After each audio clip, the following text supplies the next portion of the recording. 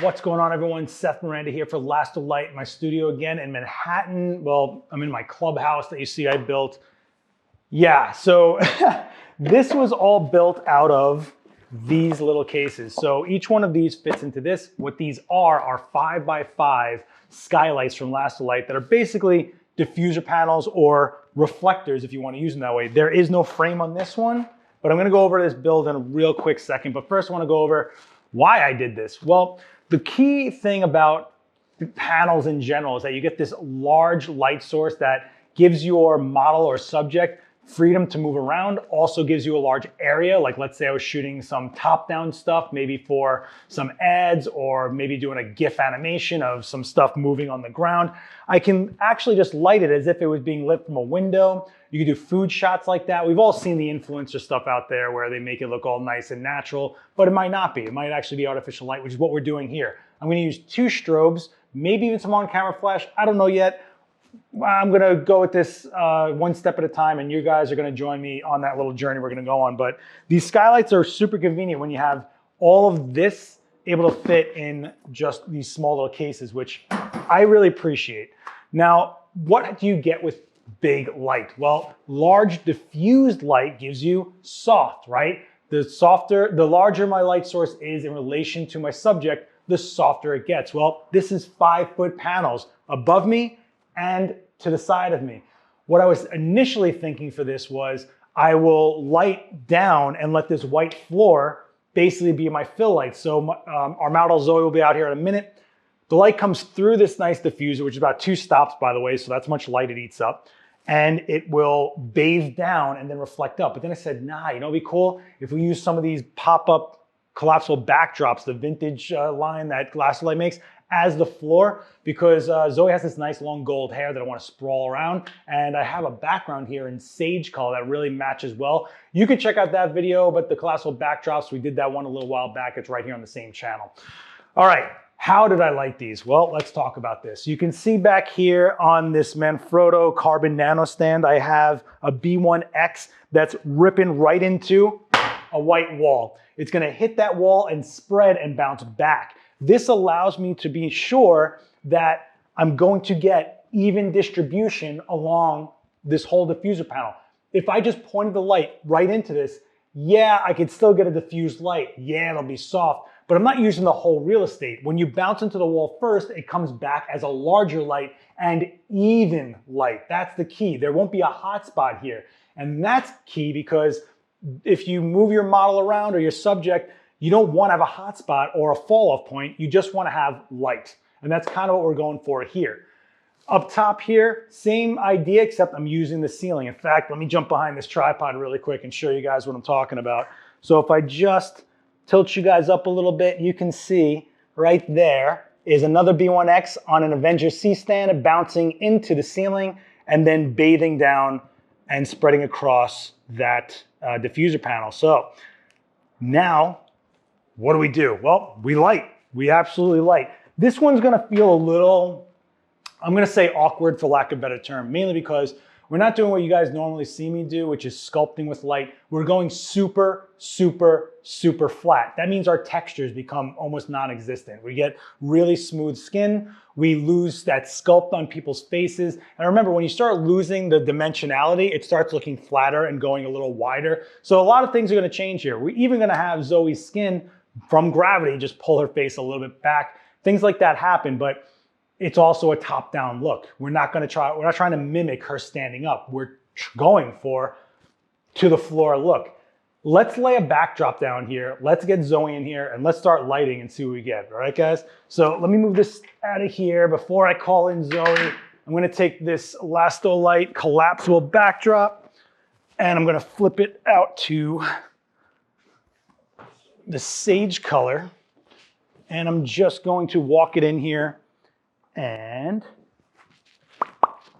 drop it on the floor like that. And now I know that I have a consistent backdrop that's also not boring, by the way. Let me move the sandbag out of the way, put it right here. Now I know I have a consistent background, even though it's a floor, no matter where I move or where she moves, right? And because the light source is so big, I don't have to really worry about her distance to it too much because it's literally covering such a large surface area. Now you have to determine what's your key, what's your fill. I can sculpt her a little bit with the side light and have my top light be a really large fill light. It just comes ripping down, right? So what does that mean? This will probably be my brighter source. This will be off by a stop or two. We'll play with it. We don't know yet. What's really cool about this system though is this one panel isn't being held up by a stand. It's got this arm on it that goes right to the floor. I threw a sandbag on there for safety. But let's say you just wanted to shoot something on the floor like food or whatever, or any type of top-down product photography. You don't have to worry about a stand. You can just hold itself up right there on the floor. Really, really cool. I've never seen anything that did that before. I don't think there is anything else out there that I've seen that does that before, which is really, really interesting. And they also give you instructions to use these rods for other applications. So again, Last-O-Lite just thinking pretty versatile. Let me get a model in here because that's what you guys want to see, right? Like a real actual shoot. Hey Zoe, you ready? All right, let me get you in here. So, and she's got such purpley going on. All right, so here's pretty much what I want to do is head. Okay, let me get on. Hold on, guys, sorry. Hey, this is what it is. This is live format, right? Okay, so let's get you in there. Yep. And let me kick you this way so that it's kind of like a diagonal. All right. And let's scoot you up there, up there. Oh, you okay? Okay, cool. You mind if I step in? Can I move your hair? Please, yes. Okay. So let's sprawl this all out. Put your head down. Okay. So now basically what's going on here is this is my background. This is my shot. This is my frame. So Zoe can move her head however she wants. She can move her hands however she wants. I can off center, rule of third my brains out, whatever I want to do, right? But let's get the light to look like the light we want. Now, I did put this silver reflector in here, which also comes in the kit. So it's a silver and then a white on the other side. Why? Well, I really felt like we were going to need something to kick into our eyes because when light goes super flat, it isn't specular. It isn't snappy. Well, that means those eyes go a little dark. And if there's one thing I hear in my comments all the time, it's how I like to make my eyes dead. And yeah, I mean, I don't know. I think it's kind of old schoolish, but I'm not really into it. All right, let's tether in. I'm going to be using a Nikon Z6 again with a 24-70 f4 lens, kit lens, nothing crazy here. And we're going to start with one light at a time. So because I want to make that more of a key light, that's the exposure I need first. So that's going to go into that group. I'm going to shut off the overhead light. And I'm going to turn on the modeling light here too, just so I have an idea of what I'm looking at, right? Okay, I'm going to step over you. Let's twist this way, actually, I'm sorry. And then turn your head this way for me, chin down. That's beautiful. Okay, you know what help? Turning the camera on would be great. So I'm shooting actually pretty tight. I'm shooting at f10. I'm not trying to go for shallow depth of field here. You can do that. I want to actually have the texture of the hair come in and all sorts of stuff. I kind of want you to feel like you're there with her. That's kind of like the whole intention of this. Now let's just take a quick TTL exposure of the, okay. So you can see that we're pretty underexposed here, but that's what TTL thinks I'm trying to shoot, right? So we're just going to tell TTL what we really want to do. And we're going to give it a little bit of a boost. So let's go back and try that again with an extra stop and a half of light. Let's see what we get. And boom, much better, right? Now, this is super soft, very clean light. Sure, great, that's awesome. We love it, right? I'm going to just check the focus a little bit. Really sharp, but you can see, there I am in her eyeball, but it's a very flat light. But I actually do want to fill it in a little bit. I do think this is nice. Let's do a few shots like this before I turn on the overhead to really fill it in. Because I'm actually kind of, do you like that? You would like that. You would like that. All right, let's do a few more. Get some more of the hair in there and, oh, beautiful. And because we have such a big source, I'm not really worried about where I'm standing, what she's doing, if I'm totally overhead, if I'm on the side, whatever. I have a lot of options here, but you do have to watch going super wide. I mean, you can see that because we're on the floor, her chin is naturally going to be closer to me. So I'm just gonna tell Zoe, hey, do me a favor and just kind of tuck that chin a little bit. I'm gonna actually zoom in instead of shooting so wide, and you'll see how now it's a completely different image, right? Really pretty, really nice. Now let's turn on that top light. Let's see what we get with the top light. And I'm gonna shut my wall light off, this light off, top light on, because I just wanna get an exposure for it. So again, I'm gonna go into TTL for it. And it'll look pretty dim to start, right?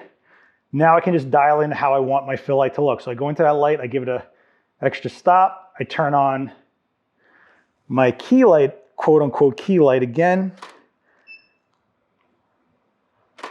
And you can just start to see how like nice and even and flat that is. You can't miss, right? But the only thing I'd say, if I had to say anything at all, was that there's just nothing sparkling up these amazing eyes.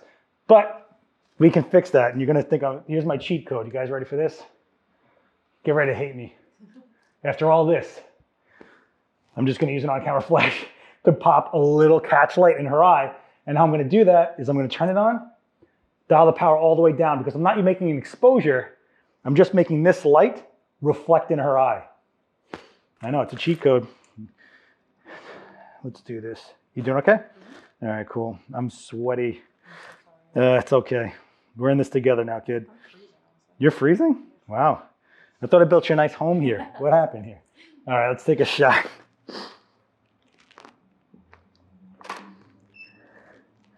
And if I just, and you guys can see now, I have a little tiny sparkle in her eye, when before we didn't have anything. So at least there's a little bit of like a kick in there, just something. And you can adjust that, right? I can actually probably give more light from the on-camera strobe if I wanted to. I don't really want to go too crazy though. I could even take off this dome to make it a little more specular. Again, I don't want to go crazy here. I made all this beautiful light. The last thing I want to do is have an on-camera light wreck it. But yeah, there you go. Really, really soft. Really, really beautiful. And you still get the texture of the hair, but it's, watch, up here, it's a soft texture. It's not hard shadows, making angular shade. Shade? Shadows? We'll go with shadows. I will tell you this, you gotta have a good back for this one though. Or, to be honest with you, if you wanna get this super set up, get a lateral Manfrotto tripod that lets you have an arm that goes across, get your model in place, and then just go for it so you don't have to bend over like I'm doing, like a mook that I am right now. Let's get a few more shots, and I'm gonna show you a quick variation that'll get you a really easy white background shot while you're still set up. So let's do a few more. I wanna pull all this hair this way. Oh, there it is, all hiding. Turn into it a little bit. Beautiful, right there. Yep, oh, wow. Tuck this hand in. Oh, yeah. Beautiful. And Zoe's like super fit, so she's like, my gun show. Beautiful. A little bit of laugh. It's all right. Hey, you're allowed to be looking like you're having a good time. It's okay. So you can see that like I have all these options. I can actually step backwards. I can move in there a little more. Let's get a little more of your arm in there. I should stop with the cable over you. There you go. If you want to get more arm, you get more arm. If I wanted to get more, let's put that on your like collarbone a little bit and just kind of like relax into it. There you go, beautiful. And now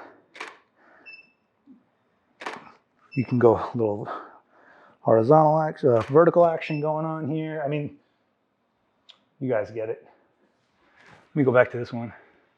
There you go, your new album cover. You know, what are you gonna sell, a perfume now? What is this? Beautiful, beautiful. Now let's say I wanted to get a quick different look, right? Here's what I can do, watch this guys. I'm gonna go back into this. Let's sit you up. What is that? That's a white background now. It is a blitzed white background. Really, really quickly, what I can do is First of all, I'm gonna turn this light. Actually, I'll keep this light on, why not?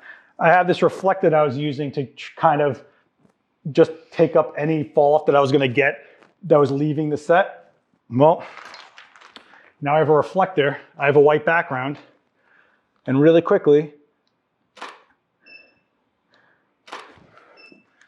you can see that we have a white headshot, but clearly it's underexposed in the front. So what do? I go into my top light and I just go into it and go, hey, top light, give me an extra stop or so.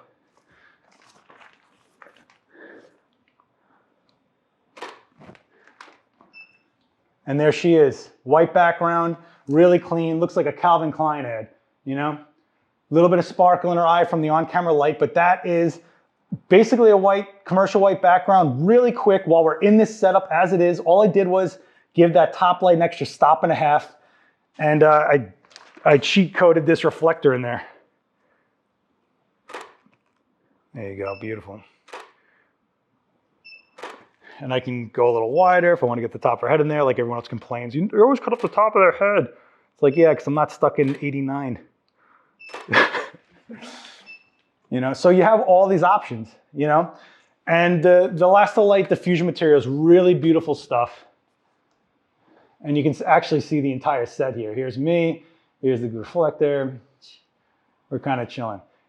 All right, well, I don't think it gets more versatile than that. And you could keep this set up and get some kids in here, shoot some I'm looking over there. You can shoot some little kid portraits.